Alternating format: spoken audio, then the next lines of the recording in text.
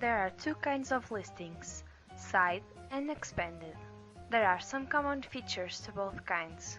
For example, when the listings window is closed, the appearance is saved so that, later on, when the listing is reopened, the layout and information is exactly the same as when you close it. Some of the recorded information is page you were using, search field, column order, advanced or simple search, visible columns, and column size. In each entry there is a context menu, which allows you to remove and create entries. According to the module, more or less options may be available on this menu. Expanded listings may include several fields. On this example, we can see a list of news with 3 fields: title, publish, and date. Each field varies according to the elements the listing refers to. On this kind of listings, it is possible to determine which columns are visible by clicking this icon. It is also possible to change the width of each column by dragging the border. You can also change the column's order by repositioning the column's header. On the top of the window, we find 2 important informations. The number of entries shows the total of existing entries. The number of entries presented by page may be set for each project, but by default there are 100 entries per page.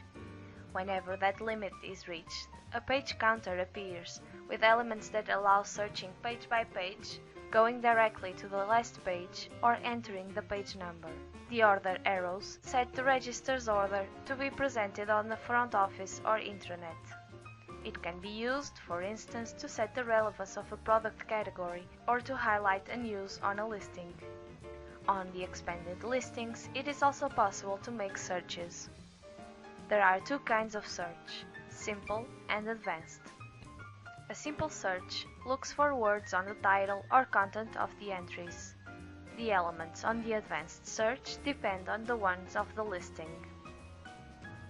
On this case, it is possible to search news by title, text, status, published or not, and or date.